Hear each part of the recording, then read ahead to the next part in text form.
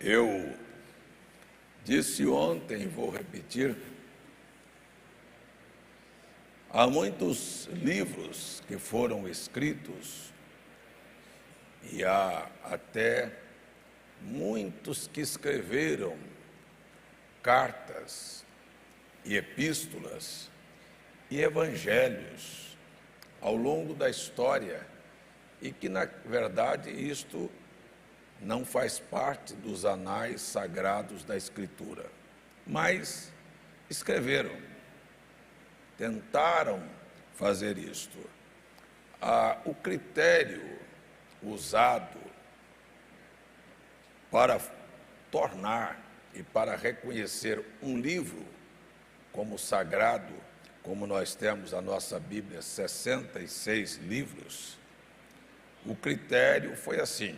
Na época, muitos escreveram suas cartas, suas epístolas, emitiram suas ideias.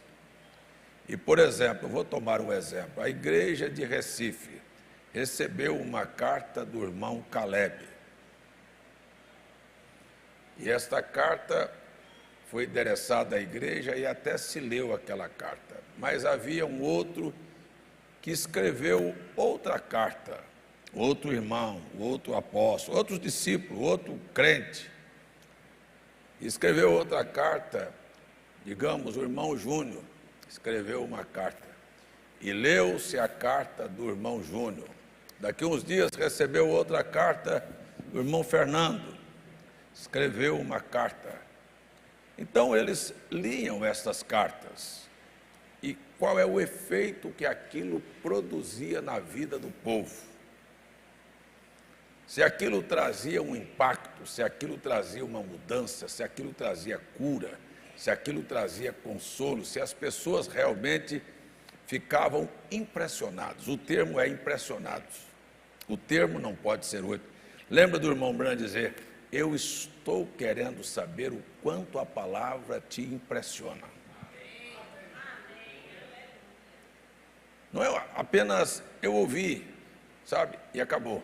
E terminou o culto e foi embora. Então, aquilo que realmente impressionava, impregnava a vida do povo, abençoava. Então, isto foi que fez com que as cartas fossem escolhidas como sendo inspiradas. Então, é assim que eram as cartas de Paulo. Eita, chegou uma carta do irmão Paulo. Quando se lia, aquilo impactava a vida do povo. Seus sofrimentos, suas viagens, suas missões, suas conversões, as coisas que aconteciam, aquilo impressionava. Olha, então isto fez com que fosse colocado ali nos anais seus escritos. Foi assim que nós tivemos a seleção para se fazer a Bíblia. Há outros que dizem, não, no concílio de Nicéia ou no concílio de Constantinopla, foi lá que, numa decisão com os bispos da época, ficou designado que tantos livros e tantas cartas. Não, muitos até levaram e tentaram dar opiniões, como, por exemplo, a história relata sobre o Evangelho de Tiago. Não é esse Tiago que nós temos na Bíblia, que escreveu uma carta, mas um evangelho escrito por um irmão por nome Tiago. Este irmão contava a história do nascimento da Maria, mãe de Jesus. Contava a história do pai de Maria, da mãe de Maria. Eu não vou citar detalhes aqui, porque senão não vai, nem cabe, nem dá. Eu só querendo dar um exemplo para vocês. E o certo é que as coisas que eles colocavam tinham uma razão.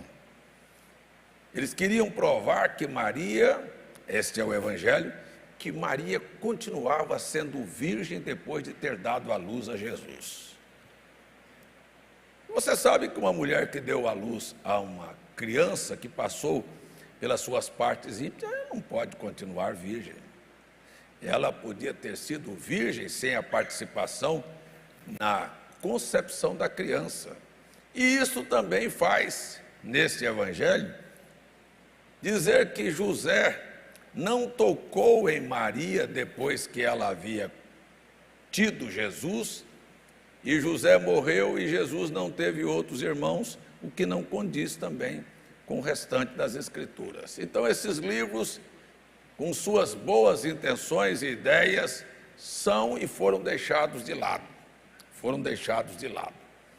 Mas o Evangelho de Lucas, que veio de uma conversão de Paulo, e a intenção era escrever, não era nem para uma igreja, era para escrever para um velho amigo, um conhecido, um homem de influência que ele estava evangelizando, e como eu disse, ele escreveu 2 livros, que eu disse, e na minha opinião, seriam 2 evangelhos, um continuando, um relatando o nascimento e o aparecimento físico de Cristo, o outro mostrando que Cristo foi assunto ao céu, mas que o Espírito que habitava naquele corpo de carne chamado Cristo voltou para habitar em seres humanos e continuar aqui fazendo as obras que Jesus começou a fazer naquele corpo, razão pela qual o profeta William Branham disse: o livro de Atos nunca foi concluído, porque até hoje o Espírito de Cristo está aqui fazendo as mesmas coisas. Aleluia! Aqui, onde o velho sacerdote, e diz: na sua velhice você vai ser pai, sua mulher vai conceber, e ele duvida e fica mudo. Todos nós conhecemos, porque Lucas relata isso, é o único evangelho que relata esse fato, e ele ficou mudo. E o outro, que era primo daquele, que veio também logo em seguida, anunciado pelo mesmo anjo, veio como sendo o Messias, o esperado Salvador do mundo. Um seria o que prepararia o caminho, e o outro seria o cumprimento das Escrituras, que vai dizer Jesus em suas próprias palavras. Um veio preparar o caminho e o outro veio dizer: eu sou o caminho, a verdade e a vida, e ninguém vem ao Pai a não ser por mim. Então ali estava Lucas relatando como isto aconteceu. E aqui nós vimos a visita de Maria à casa de Isabel, porque o anjo disse: a tua prima está gestante. E ela, nas linguagens do profeta William Branham, dada a pressão que ela estava vivendo, tentando ocultar o filho que estava no seu ventre. Por quê?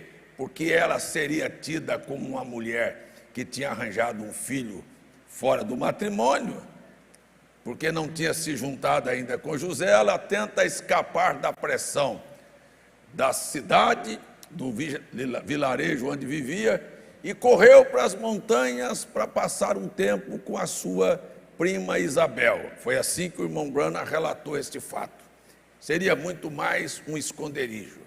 Mas quando aquele encontro aconteceu, foi algo tão sobrenatural, porque ali estava Deus ocultado num corpo e um profeta ocultado em outro corpo.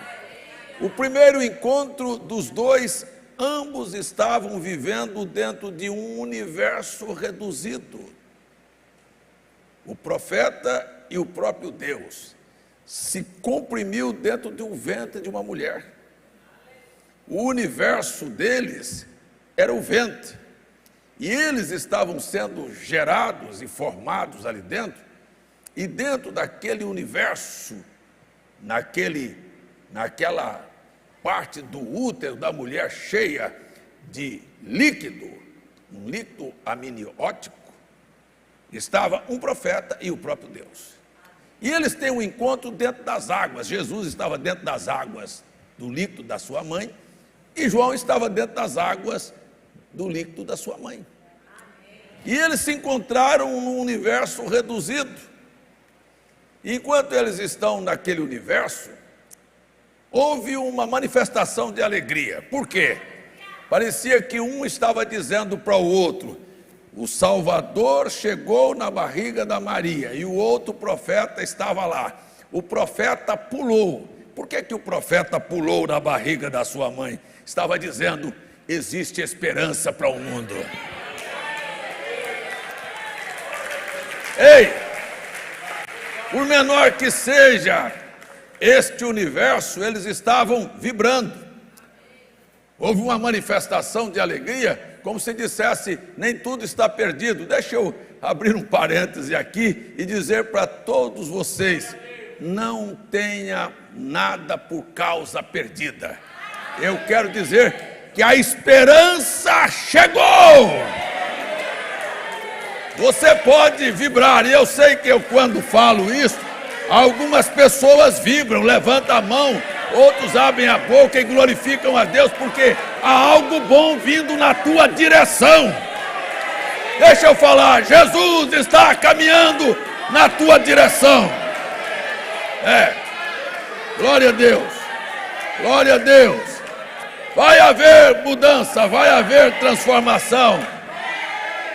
Na linguagem do profeta William Branham,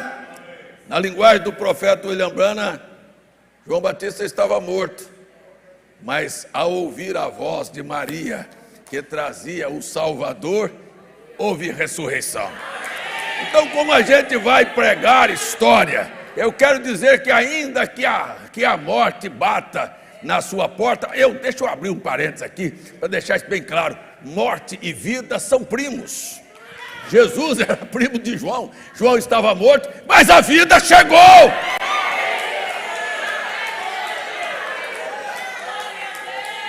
Posso ouvir seu amém? É verdade. Então assim, olha, eu quero falar para você que a morte não anuncia um fim, a morte anuncia um começo. A morte não é teu fim. O dia que você terminar aqui, você começa do outro lado. Louvado seja o nome do Senhor. Então, o que nós temos ali era um episódio bastante interessante, porque dentro de um universo reduzido, sabe, comprimido ali dentro de uma bolsa cheia de água, estavam dois personagens que todos nós viemos da mesma maneira. Não há ninguém aqui que veio de outra maneira. Você esteve dentro do ventre da sua mãe, num universozinho pequeno, reduzido. Você tinha nariz, você tinha boca, você tinha ouvido, você tinha mão, você tinha pé. Tudo foi formado lá dentro, mas não tinha utilidade. Então, quando você está dentro de um universo reduzido, você está quase inútil. O alimento não entrava a não ser pelo cordão umbilical da mãe. Ele tinha nariz, mas não cheirava. Ele tinha olhos que não se abriam lá dentro. Ele não enxergava, ele não pegava, ele não fazia nada. Então, o tamanho do universo o reduziu a uma condição do universo. Mas estava para acontecer uma morte e uma vida. Porque a partir do momento em que se completou os 9 meses para o nascimento, nós vamos ver que entrou Maria e entrou Isabel num trabalho de parto, e uma dor terrível, que nós sabemos o que é, e o profeta falou sobre dores de parto. Então um trabalho de dor de parto começou a acontecer, e não pensa que a criança não entrou no mesmo processo da mãe, porque ela vivia exatamente do que a mãe transmitia para ela, e a mãe estava transmitindo dor, e havia uma dificuldade de rompimento, de sair daquela situação. E quando acontece o nascimento, é porque houve uma morte. Você disse, uma morte? Quer dizer que Jesus morreu e João morreu ao nascer? Absolutamente. Tem que morrer para aquele universo pequeno. Aquele universo pequeno não existe mais. Ele é deixado para trás, ele é morto, para que você comece uma nova etapa num universo maior. Aleluia! Glória a Deus, esta é uma coisa que as pessoas precisam compreender. O irmão Branham contou a experiência do pintainho dentro do ovo, que a galinha chocou, que a galinha deitou em cima, que ficou uns 21 dias, e quando chegou a hora de nascer, aquele pintainho se encolhia, eita gente, isso é bom, viu? Se encolhia dentro daquela casquinha do ovo, e como que dissesse assim, eu vou botar uma primeira aqui, e vou avançar. Então ele ia e batia o biquinho naquela casca. Só que a casca era mais dura do que o bico dele. Então, eu quero falar que às vezes você está diante de um desafio, vivendo dentro de um universo que está te comprimindo, e você tenta sair e não consegue. Eu quero falar isto, que ninguém precisa desanimar. Se você tentar uma coisa e não der certo, tente de novo. Não desista. O profeta ensinou o que é persistência. Sabe, eu vou falar uma coisa, eu espero que a igreja seja madura e não tenha menino aqui não. Mas eu vi uma entrevista do cantor que é chamado Rei Roberto Carlos. Sabe quantas emissoras ele procurou para gravar seu primeiro disco, que nenhuma dizia que ele tinha vocação e nem tinha talento e não tinha nada? Ele disse: todas elas onde eu fui, dizia: você não canta nada. Você não serve. É a mesma experiência que o Mobrana contou do Disney, do Walt Disney, que foi rejeitado por todos. Roberto Carlos disse: eu fui rejeitado por todas. Aí a intervenção de um amigo lá, que mandou lá para uma emissora onde ele conseguiu gravar e depois despontou e virou sucesso. Então o que eu quero dizer com isso? Quero dizer que quando você tentar uma coisa e alguém disser e balançar a cabeça e a porta está fechada, bata de novo, ela vai abrir. Deixa eu gritar para você: nunca desista. Ei, eu quero falar para você que a vitória está perseguindo a gente. Mas isso não é para gente fraco, sabe, que se entrega na primeira situação.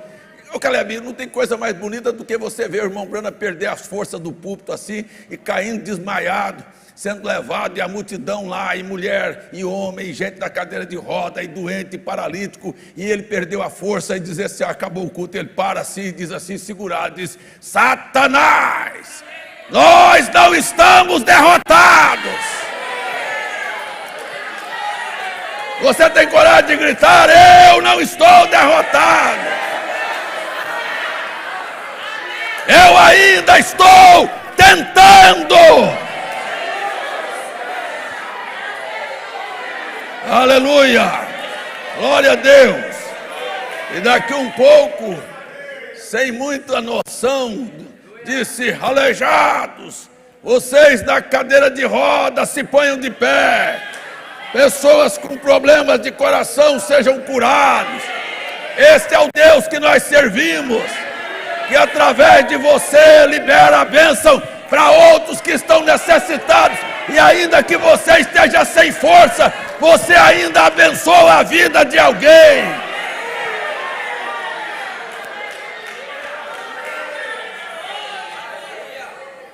Glória a Deus.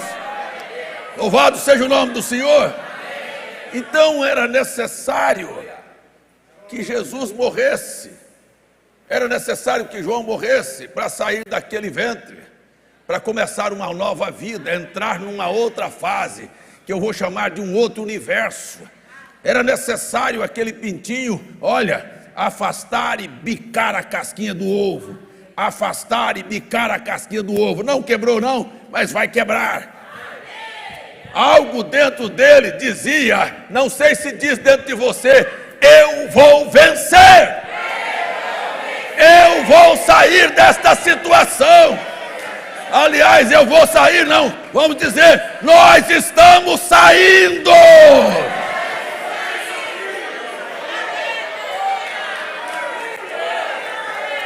Cada bicada que ele dava, ele estava dizendo: eu estou saindo. A casca dizia: você não dá conta. Ele dizia: eu estou saindo. O problema diz: você não consegue. Você diz: eu estou saindo. Tem alguém para gritar: eu estou saindo.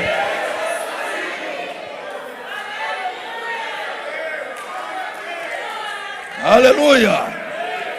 E quando, é desse jeito, quando você nem espera, que parece que não ia acontecer nada, parece que a sua bicadinha não está acontecendo, não sei se já aconteceu, do diabo dizer para você assim: Deus não está se importando com suas orações.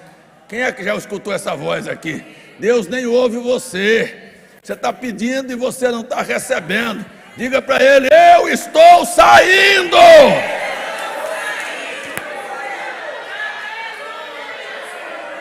E a verdade é que quando ele deu, num determinado momento, ele foi lá atrás e bateu o biquinho, a casca rachou.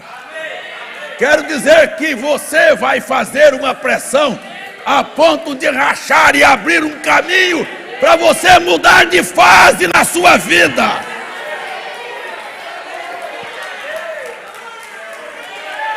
A igreja, todos nós estamos nesta mesma situação.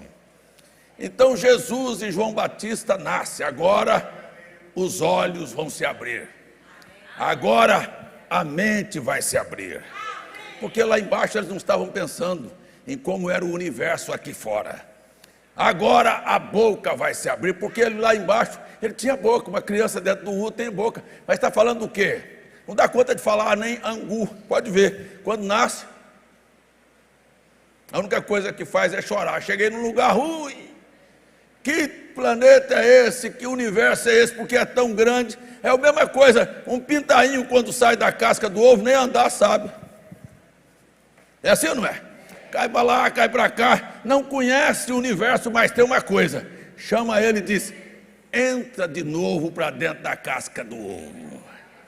Ele disse não. Chama João, chama Maria, chama você, chama qualquer um. Por isso Jesus disse para Nicodemo: quem não nascer de novo, não vai ver um reino muito maior. Vocês estão me entendendo? Porque na verdade, aquele ambiente velho morre e você renasce. E você está diante de um universo maior. Nós saímos de um universo pequeno do ventre da nossa mãe, entramos neste universo. Você diz: que tamanho é este mundo? Olha o mar, olha lá o azul do céu. Que mundo grande! É muito pequeno comparado com o universo que nós vamos viver. Nós estamos caminhando para um momento muito maior. E nós já chegamos à conclusão que para mudar de fase, a gente tem que entender que este universo que vivemos não nos satisfaz. Está apertado para nós, aqui na terra está apertado ou não está? Está ou não? Você não está satisfeito. E o certo é que você vai continuar bicando até romper. E quando você rompe, você diz: eu não entro mais, eu não quero mais. E a verdade é esta: experimente viver num espaço mais amplo, aonde você tem saúde, aonde você estica as asas, aonde você tem oportunidade de abrir a boca, aonde os teus olhos realmente funcionam, aonde você tem ouvidos para ouvir, aonde as tuas mãos não são apenas instrumentos para enfeite deste corpo, não, elas começam a ter utilidade. Você tem mãos para tocar em alguém e abençoar. Jesus lá dentro, ele promoveu uma alegria quando estava naquele universo pequeno, mas quando ele saiu e depois de um certo período nesta vida, sua mão começou a ser diferente. Aonde ele tocava, os enfermos eram curados. Para quem ele olhava, a graça de Deus era estendida. Quando ele abria a boca, o mar e a tempestade se acalmava. Quando ele falava, aparecia recurso na boca de um peixe. Ei, glória a Deus! Você não tem estas coisas na sua vida apenas para fazer uma forma física. Você tem estas coisas na sua vida porque são talentos e dons que Deus escondeu dentro de você. E você nem percebe, mas às vezes você toca na vida de um filho, ou cuida de um marido, ou de uma casa, ou faz alguma coisa, e você está manifestando que você tem mãos, que você tem boca, que você tem olhos. Não é para viver reclamando, maldizendo, mas para glorificar a Deus.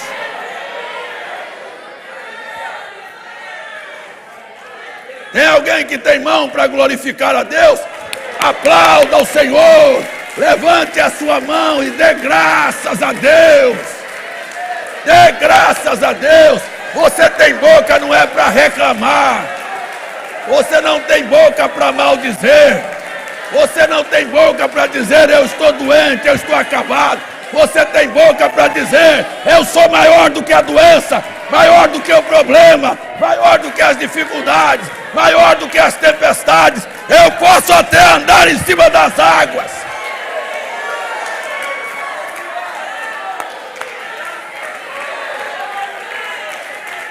Posso ouvir um grito aqui de alguém que tem boca para louvar a Deus. Oh, glória a Deus. Aleluia. Aleluia. Então, quando Jesus saiu daquele universo pequeno e começou a viver num universo maior, ele teve problemas também. Não quero dizer que este universo que nós saímos, nós não vamos ter problemas. Começaram a dizer que ele era filho de uma prostituta. Desafiá-lo, ele tinha problemas. Começaram a dizer tantas coisas que não era digna de ser dito, e ele ouviu, mas nenhuma delas afetou. Por que não afetou? Porque ele sabia que saindo daquele universo, quem ele era. Eu quero dizer para você que quando você tem que deixar o mundo, este universozinho de cachaça, de bebida, de fofoca, de baile, de dores, de decepções, de morte, de crime, você precisa de saber quem é você. Você tem que saber que aquilo morreu para você. Você está vivendo num outro universo. E você sabe quem é você. E você sabe que Deus disse que você é seu filho. Mas deixa eu voltar aqui. O primeiro encontro de Jesus com João Batista foi dentro das águas. Ele estava dentro da água da barriga da mãe e João na barriga da mãe. Agora, o segundo encontro. Jesus caminha a longa distância e João está dentro das águas do Rio Jordão. E agora Jesus novamente vai encontrar com João. O primeiro, ele foi no ventre de Maria para encontrar com João, na barriga da Isabel. E o segundo, João está dentro do rio e ele sai e vai encontrar com João aonde? Dentro das águas. Aí ele chega dentro das águas e começa a conversar com João. Agora, eles tinham boca para conversar. E Jesus olha para João e diz, eu vim ser batizado. E João olha para ele e diz, eu é que preciso ser batizado. E Jesus disse, você não pode se opor a isto, porque existe uma justiça para se cumprir. E João disse, Senhor, como é isso? Ele disse, nós vamos fazer uma obra muito maior. Eu vou dizer para você que o universo que você vai entrar é tão grande. Eu vou dizer ao mundo que entre os nascidos de mulher, nunca houve um profeta como você.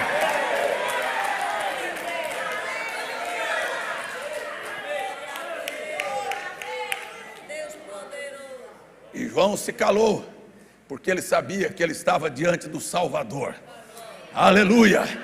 Que agora não era Jesus apenas ministrar para uma nação, 10% de uma nação, disse o profeta. Quando Jesus esteve na terra, nem 10% soube que ele estava ali. Agora ele ia ministrar-se para o mundo. O mundo ia reconhecer, o mundo ia conhecer. E eu vou dizer muito mais do que o mundo visível. O mundo invisível teria que estremecer quando da boca minha e da tua boca fosse pronunciado o nome de Jesus. Doenças iam tremer na base, demônios iam estar em problemas, pessoas iam ser abençoadas, o diabo agora ia ser vencido. Eu quero dizer que esta é a grande obra. João disse, eu vou cumpri-la. Agora a salvação vai por todos os lados. Ouça o seu amém aqui. Vocês estão me acompanhando? Então, quando Jesus entra nas águas e encontra João dentro das águas, e João o batiza. E a Bíblia diz aqui no Evangelho de Mateus, capítulo 3, que quando Jesus saiu das águas, ele foi mergulhado, e ele saiu das águas, do jeito que você saiu das águas do ventre da sua mãe. Agora um universo ia ser maior, a fase ia mudar. A Bíblia diz, e os céus se abriu. Quando você muda de fase, o céu se abre na sua frente. Tem alguém aí me acompanhando?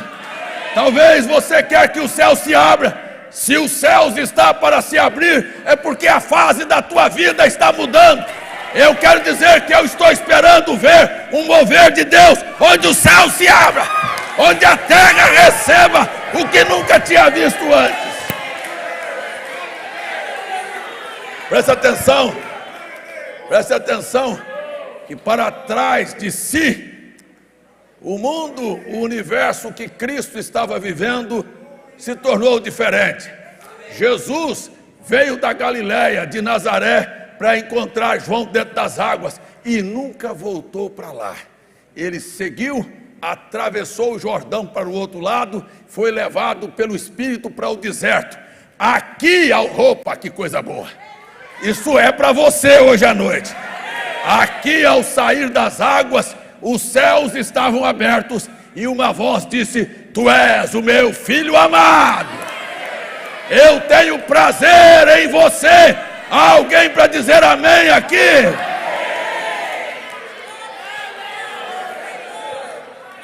Agora a pergunta é, Gilvan, por que Deus teria que dar um testemunho a respeito de Jesus naquela hora? Porque Ele sabe que o universo mudou, que a fase mudou, e a próxima coisa que Ele iria encontrar era o diabo. E o diabo ia dizer para Ele assim: olha só, se tu és o Filho de Deus. Deus disse: tu és meu filho. E o diabo ia aparecer e dizer, foi a próxima coisa, e disse: se tu é igual você vem ao culto, e Deus disse: você é meu filho, você vibra, mas aqui um pouquinho você encontra um problema, uma coisa para desafiar você, e disse: então prova que você é. E você precisa estar, com a carteira de identidade na mão, para dar uma carteirada na cara do diabo e dizer para ele: olha, eu acredito no que Deus falou, não é na sua palavra, a palavra de Deus é eterna, você não passa de um mentiroso.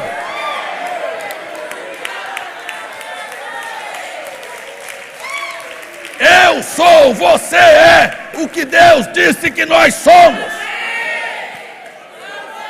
E dali para frente, a Bíblia relatou assim, Pedro testificou, capítulo 10 do livro de Atos: e Deus ungiu Jesus de Nazaré com Espírito Santo e virtude, o qual andou fazendo bem e curando a todos os oprimidos do diabo, porque Deus era com ele. Veja que agora, aqueles pés que estavam dentro de um universo que não caminhava, começou a caminhar. Aquela boca que não falava, começou a abrir. Eu quero parar uma coisa, eu quero dizer uma coisa: Deus não quer uma igreja que é seu corpo morta, com boca, com olhos, com ouvidos, com nariz, e não ter nenhuma utilidade, com pés e mãos, e não ter nenhuma utilidade. O profeta William Branham disse: a igreja é o corpo de Cristo aqui na terra. Ela vai andar, olha, Deus vai andar nos pés dela, Deus vai falar na boca dela, Deus vai pegar através dela, Deus vai abençoar o mundo através dela.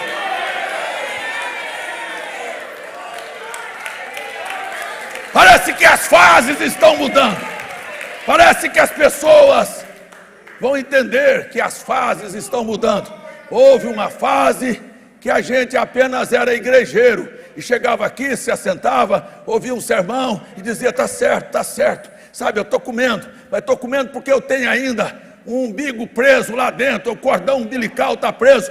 Deus vai fazer, mas daqui um pouquinho, Deus disse: eu vou tirar você deste universo pequeno, eu preciso de você vivendo uma amplitude maior. Eu não sei se tem alguém aqui que está querendo viver assim.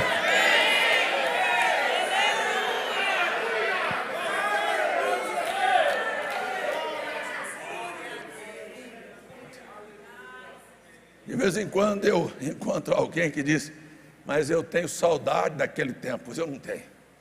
Eu tenho certeza que o céu se abriu.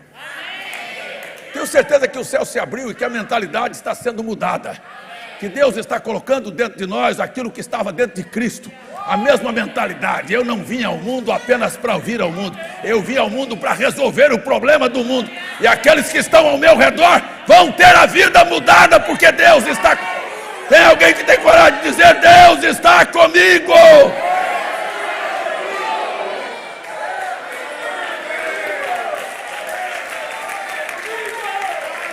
Aleluia!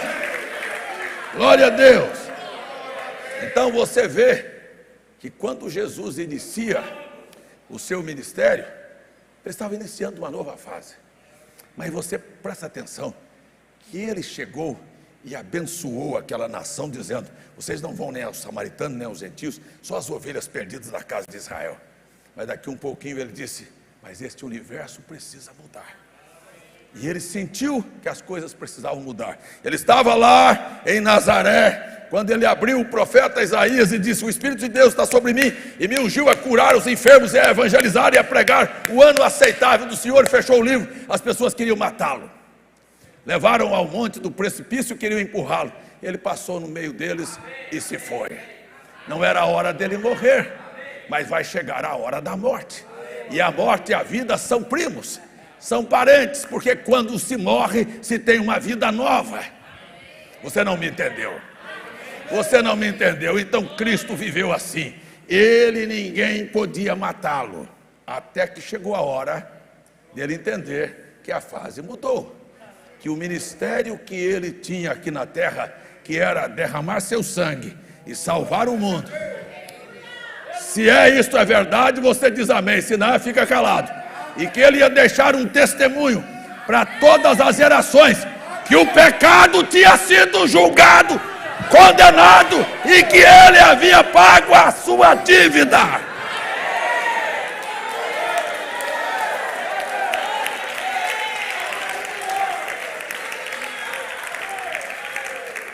Tem alguém para dizer amém aí? Mas era isto o suficiente? Não, ele estava dizendo: eu vou fazer uma obra maior. Agora eu mudei de fase. Então, eita, que coisa boa. Quando ele está deixando este corpo, a coisa a fazer, ele vai ao Getsemane. Ele canta naquela noite da prisão. E eles vieram para prendê-lo. Ele disse: eu vou mostrar para vocês que eu tenho poder. Eles disseram: a quem buscais? Ele disse: a Jesus Nazareno. Ele disse: sou eu. Caíram tudo por terra. Foi assim que está escrito ou não? Caíram tudo por terra.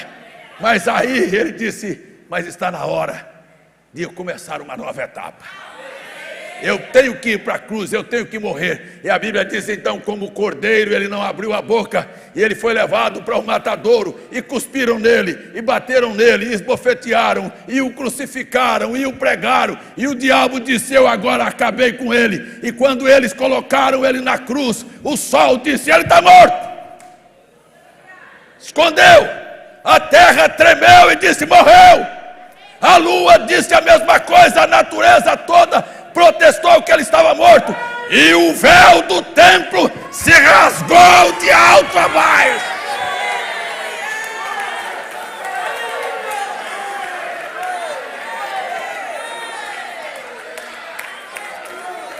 E quando ele gritava que estava morrendo e entregando a mão, leia lá, São Mateus 27, 52, as pedras dos sepulcros começaram a se revolver, e a Bíblia diz: os mortos ressuscitaram.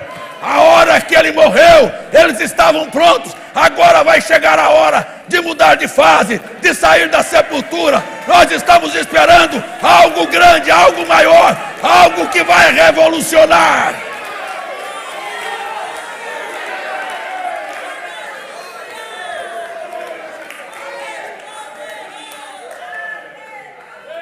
E quando o inferno e o diabo declarava lá embaixo que ele estava derrotado, ele chutou a porta, diz o profeta.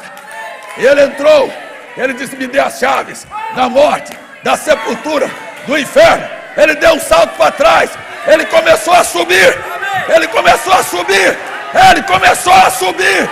Ei, tem uma fase maior, tem um universo maior para acontecer. Eu vou esvaziar o paraíso.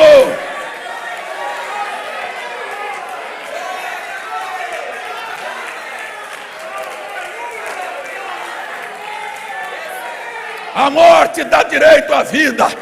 E ele então começou a subir e chamou consigo, e as portas que estavam lacradas, e a sua sepultura que estava lacrada, ninguém podia deter. As portas abriram, foi anunciado, e hoje à noite eu anuncio: ele mudou de fase e está vivo. E agora o que nós esperamos é ver este mundo se curvar diante do nosso Deus.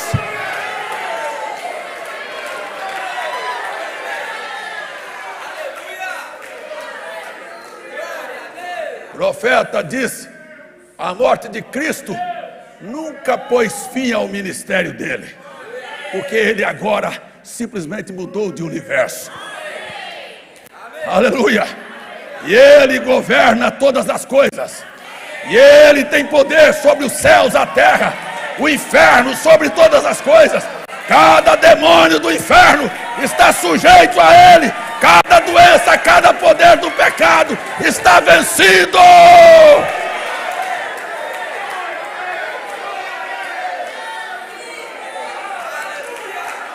Ele apenas quer que você entenda que quando você está diante de um desafio que parece que você está perdendo e vai ser derrotado, pode se pôr de pé e abrir a boca e gritar: é hora de mudança de fase.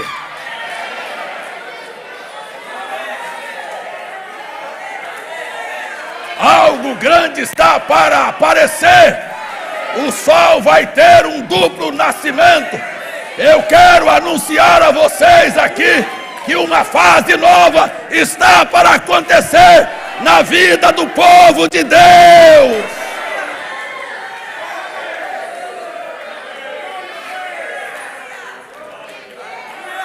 Muita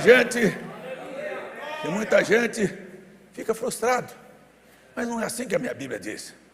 A minha Bíblia diz: ainda que não haja flores na videira, e o produto da oliveira minta, e as ovelhas sejam arrebatadas do curral, eu ainda me alegrarei no Deus da minha salvação.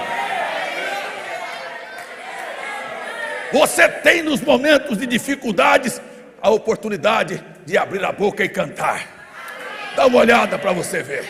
Foi assim na vida de cada um dos nossos irmãos do passado. E eu quero dizer: sabe quem é você? Apenas uma parcela daqueles que viveram lá atrás. Uma parcelinha do ministério de Paulo, de Pedro, de Cristo, dos apóstolos e de todos os santos que viveram em todas as eras, a ponto do irmão Branham dizer que nós acumulamos as maldições das eras passadas, mas acumulamos as virtudes também. Nós não estamos do lado da maldição. A maldição pode vir contra você numa força impetuosa, mas deixa eu terminar este culto com esta palavra de Deus ao seu favor. E aonde o pecado abundou, a graça vai superabundar.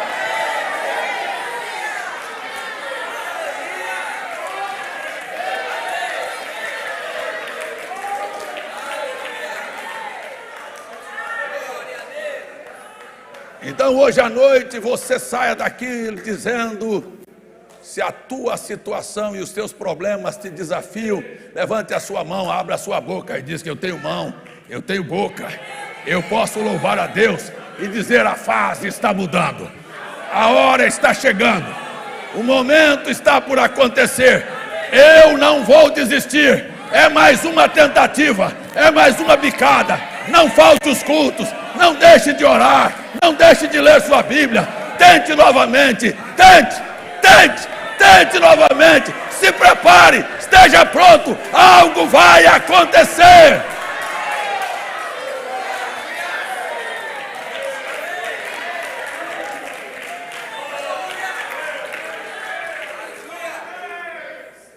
Eu acho que nós temos um bom momento. Como é que eu termino este culto? Apenas dizendo: as coisas estão chegando no momento próprio. E se você não viu, eu fico com dó de você. Estou terminando. Porque o profeta William Branham disse assim: nós vivemos na hora em que a pedra de coroa encontrou o corpo, a igreja. Ele disse: a pedra de coroa é a cabeça, é Cristo. Então você para aqui para ver esta pedra de coroa, a cabeça que é Cristo, descendo sobre a igreja. Irmão Branham disse: é a hora da cabeça, da inteligência. Nós não somos burros, não viemos carregar carga, nós vamos virar o quadro.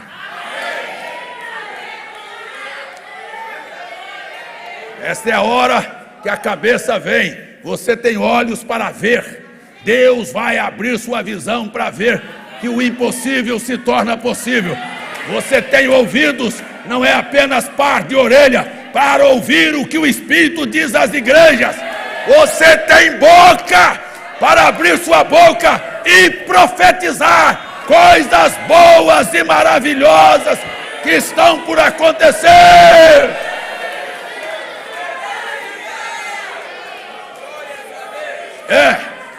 E esta inteligência vai fazer mover o corpo.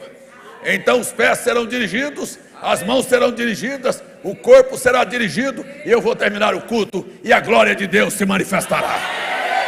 Deus abençoe! Deus abençoe você! Deus abençoe sua alma! Deus abençoe sua saúde! Deus abençoe sua família! Deus te dê um tempo de vitória!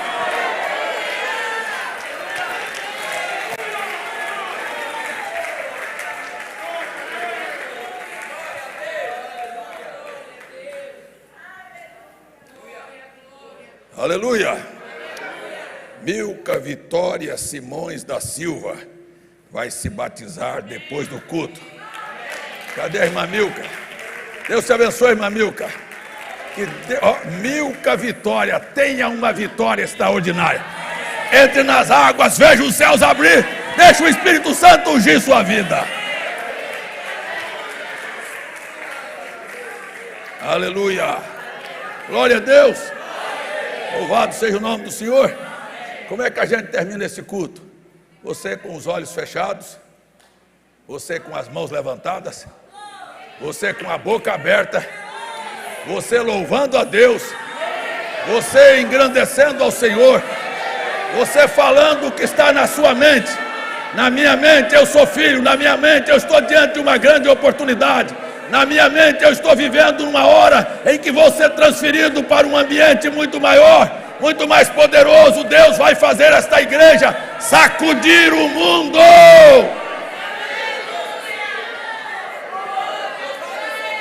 Aleluia! Deus, tudo o que nós queremos é viver para esse momento. Nos ajude a caminhar de fase em fase, de etapa em etapa, como diz a tua palavra, de fé em fé, de glória em glória, até alcançarmos o topo. Aleluia! Até que aquela hora chegue em que o universo, que é pequeno para ti, porque os céus dos céus não te contêm, e nós possamos viver felizes de eternidade a eternidade. Abençoe meus irmãos e minhas irmãs no regressar para casa, que a palavra da boca deles seja uma palavra profética. Eu sou mais do que vencedor. Isto é fraco, isto foi fraco.